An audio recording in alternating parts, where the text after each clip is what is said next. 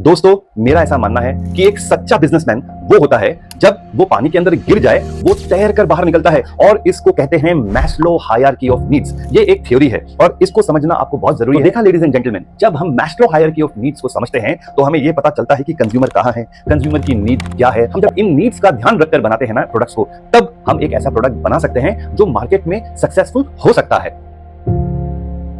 एक काफी अहम सवाल हर एक फाउंडर अपने आप को पूछता है, वो ये है कि जब वो अपने प्रोडक्ट को लॉन्च करे मार्केट में तो उसके पास 4 प्रोडक्ट होने चाहिए, 10 प्रोडक्ट होने चाहिए, 15 प्रोडक्ट होने चाहिए, या फिर उसके पास 50 प्रोडक्ट होने चाहिए। एक बहुत प्रसिद्ध मैनेजमेंट स्कूल था, उस स्कूल ने एक एक्सपेरिमेंट किया था और उस एक्सपेरिमेंट में उन्होंने 2 ग्रुप्स बनाए। एक ग्रुप में एक प्रोडक्ट के 4 फ्लेवर थे और दूसरे ग्रुप में एक प्रोडक्ट के 40 फ्लेवर थे। जब उन्होंने ये एक्सपेरिमेंट किया, ये एक्सपेरिमेंट एक मॉल में हुआ और इसका रिजल्ट काफी ही रिवीलिंग था। बहुत लोगों को ऐसा लगता है कि अगर उनके पास रेंज बहुत बड़ी होगी तो कंज्यूमर उनके पास अट्रैक्ट होंगे, और अगर उनके पास रेंज कम होगी तो कंज्यूमर उसके पास अट्रैक्ट नहीं होंगे। लेकिन जब ये एक्सपेरिमेंट किया गया तो एक्सपेरिमेंट का जो रिजल्ट आया वो ये आया कि ज्यादातर लोग उस ग्रुप के पास पहुंचे जहां पर 4 फ्लेवर थे, और जहां पर 40 फ्लेवर थे वहां पर कम लोग पहुंचे। आपको पता है ऐसा क्यों हुआ? ऐसा इसलिए हुआ क्योंकि जो ह्यूमन ब्रेन का स्ट्रक्चर है ना, वो कंफ्यूजन पसंद नहीं करता। अब इसमें आपके लिए समझने वाली बात क्या है? वो समझने वाली बात यह है कि जब आप अपने प्रोडक्ट को लॉन्च करें, 5, 10 या 15 इतने SKU बहुत होते हैं। कभी भी बहुत बड़े रेंज के साथ आपको उतरना नहीं चाहिए, क्योंकि कस्टमर ऑलरेडी कंफ्यूज होता है, उसको कितना कंफ्यूज करेंगे आप। इसलिए कम नंबर ऑफ प्रोडक्ट से जब आप लॉन्च करते हैं तो आपका फोकस रहता है, और जैसे समय बढ़ जाता है आप अपने रेंज को बढ़ा सकते हैं। दोस्तों, हम कंज्यूमर बिहेवियर के ऊपर बात कर रहे थे और इस सीरीज का ये दूसरा एपिसोड है। जैसा मैंने आपको पहले कहा, कंज्यूमर बिहेवियर एक काफी इंटरेस्टिंग सब्जेक्ट है और इसको मुझे आपको बताने में भी बड़ा मजा आएगा, और मैं ये आशा करता हूं कि आपको सुनने में और समझने में भी बहुत मजा आएगा। तो आइए शुरू करते हैं आज का ये एपिसोड।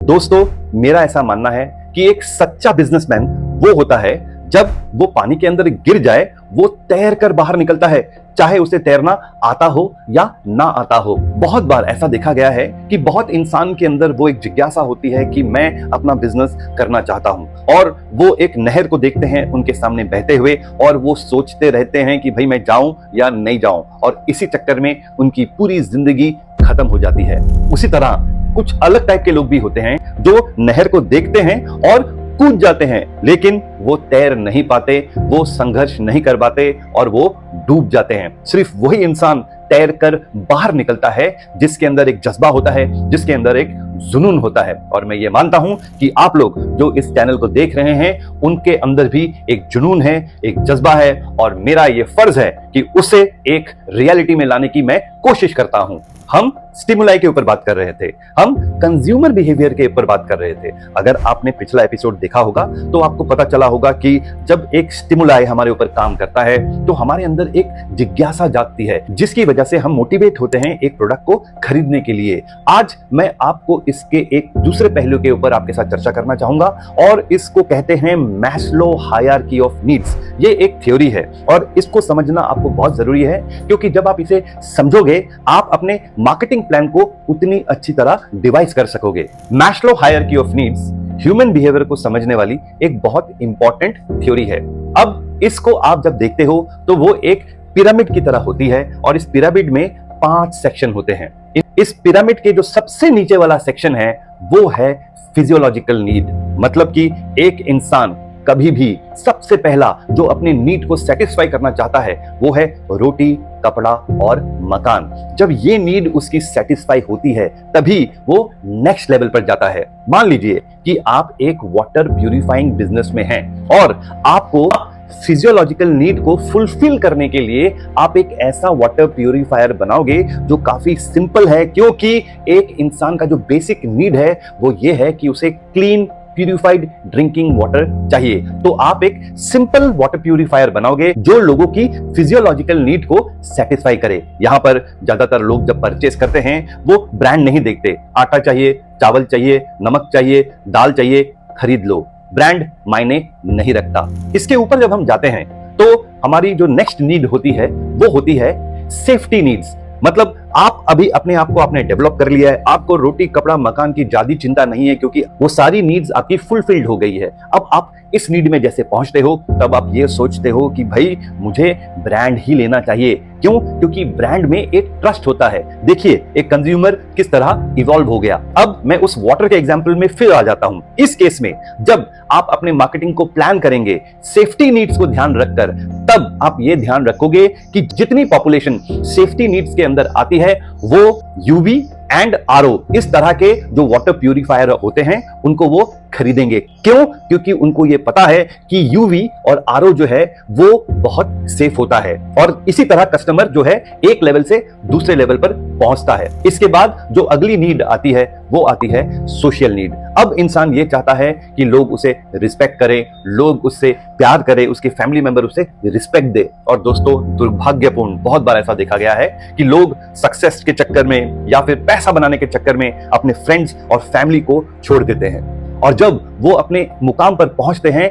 उनके पास सब कुछ होता है लेकिन वो अकेले होते हैं। इसीलिए जब हम सक्सेस की राह पे चलते हैं ना, हमें यह ध्यान रखना चाहिए कि हम सबको एक साथ लेकर चले, क्योंकि जब हम सब मिलकर किसी चीज को अचीव करते हैं तो सक्सेस को हम सेलिब्रेट कर सकते हैं।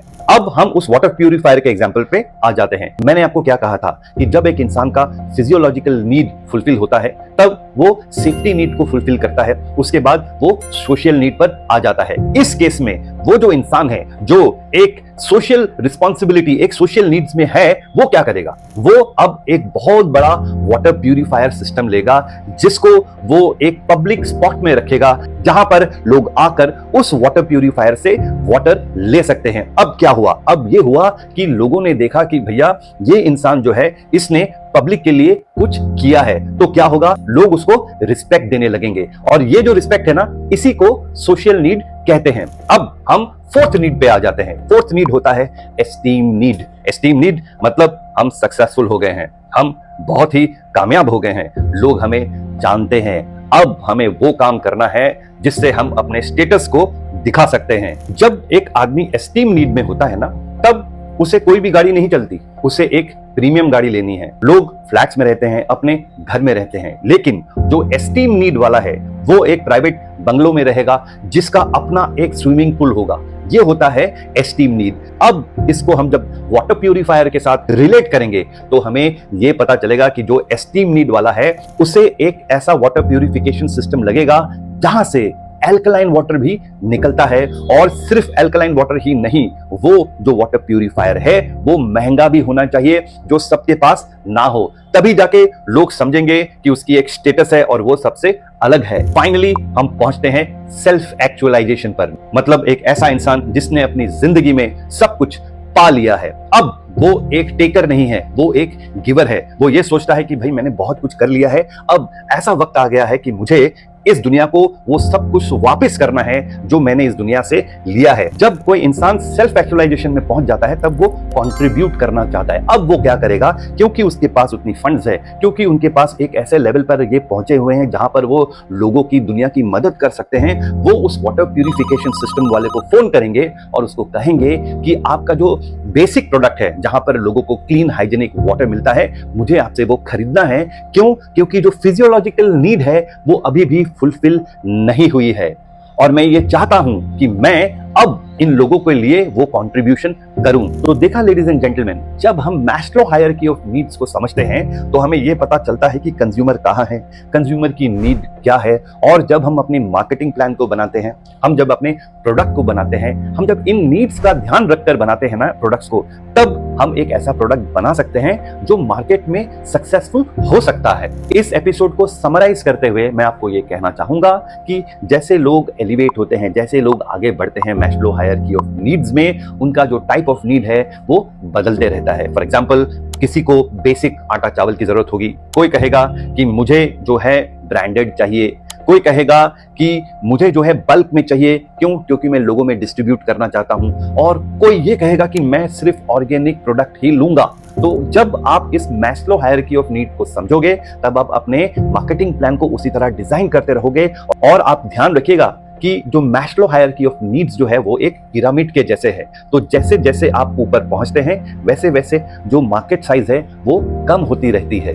तो आपको यह तय करना है कि आप कहां पर हो और आप कौन सी नीड को किस तरह सेटिस्फाई कर रहे हो। दोस्तों, एपिसोड को खत्म करते हुए मैं आपसे क्षमा चाहूंगा क्योंकि आज मुझे आपके साथ बाइंग बिहेवियर को डिस्कस करना था, लेकिन मुझे ऐसा लगा कि मुझे आपको मैस्लो हायरार्की ऑफ नीड्स के ऊपर थोड़ा बताना चाहिए, क्योंकि जब आप ये समझोगे तब आप अपने बिजनेस को अच्छी तरह प्लान कर सकोगे और उसे अच्छी तरह इंप्लीमेंट कर सकोगे। लेकिन अगले एपिसोड में हम बाइंग बिहेवियर को अच्छी तरह समझेंगे और मैं ये आशा करूंगा कि आप लोग सब फिर मेरे साथ जुड़ेंगे।